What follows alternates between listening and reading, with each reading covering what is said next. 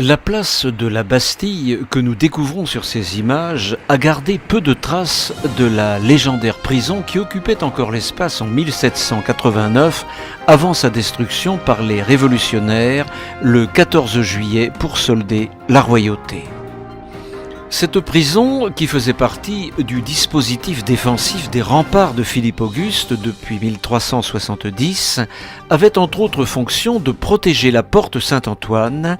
La Bastille se situait entre le haut de l'actuel boulevard Henri IV et la rue Saint-Antoine. Au sol, cette place est ponctuée de pavés clairs qui rappellent la circonférence d'une tour et la continuité des remparts.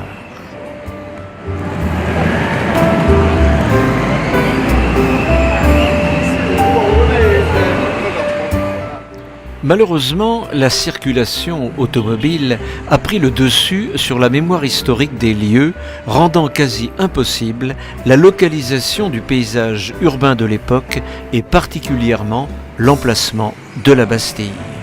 En cherchant bien, il est encore possible de retrouver une partie des restes de cette forteresse emblématique aux alentours de la place. Pour avoir une idée de ce qu'étaient les tours de la Bastille, dirigeons-nous vers le jardin public Henri Galli situé dans le bas du boulevard Henri IV. Nous découvrons ainsi un reliquat de la tour de la Liberté, l'une des 8 tours qui structuraient l'édifice. La texture, l'arrondi et la couleur de ce reste médiéval en pierre de tuffeau nous donnent un aperçu de ce que pouvait être la forteresse de la Bastille.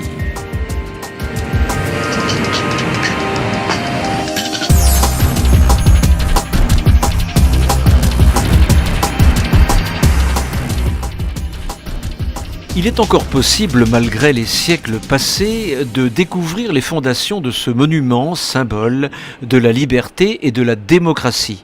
La station de métro Bastille, direction Bobigny, offre encore aux yeux du promeneur curieux un reliquat de fondation de cette célèbre prison qui a échappé au déblaiement au moment du creusement du métro en 1900.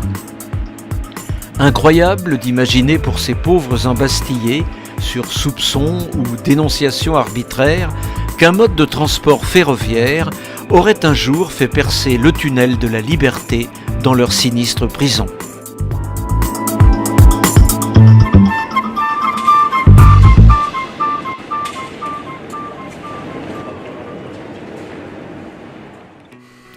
Les cachots obscurs, situés à quelques niveaux sous l'embase des tours, servent aujourd'hui à mettre au frais les produits alimentaires.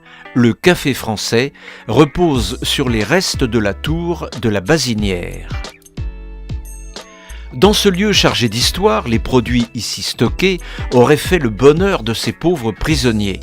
C'est là qu'avant la Révolution croupissaient, avant leur exécution, les prisonniers révoltés, les fuyards et ceux qui enfreignaient les règlements, ainsi que les opposants au régime, les voleurs et les criminels. Ils terminaient ainsi leur vie dans ces cellules comme celle-ci, fermées d'une triple porte.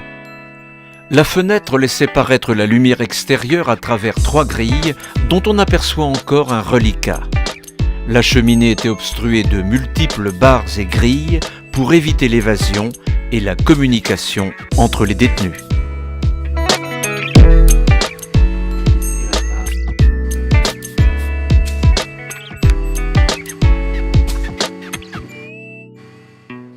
Un peu plus loin, dans le haut de la rue Saint-Antoine, on retrouve la continuité des cellules de la Bastille, dont les voûtes rappellent ces incarcérations arbitraires qui bien souvent étaient la dernière étape avant l'exécution.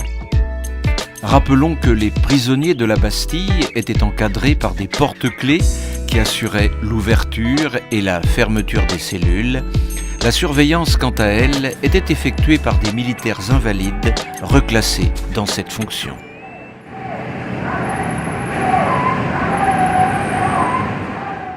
On retrouve ici, sur le port de l'Arsenal, les vestiges d'une muraille dont les fossés ont été remplacés par un bassin qui, au XIVe siècle, alimentait en eau de la Seine les douves de la Bastille. Les pierres de cet ouvrage structuraient les 2 bastions de la citadelle.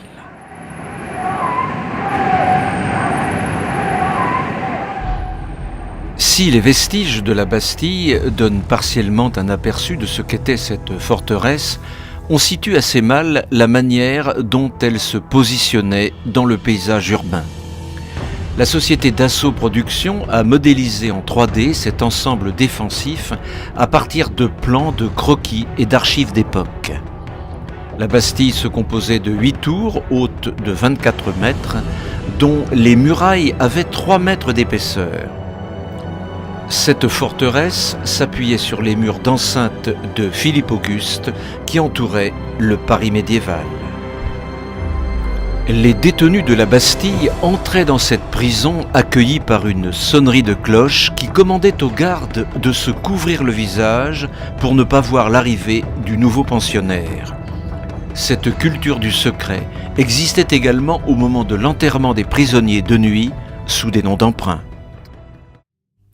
La Bastille est démolie le 15 juillet 1789. Ces pierres sont vendues en province et des miniatures que nous découvrons sont distribuées dans les chefs-lieux de département. De cette époque lointaine, il ne reste guère que la colonne de Juillet qui trône au centre de la place pour rappeler la mémoire de cette fameuse Bastille devenue au fil du temps le symbole de la fête nationale.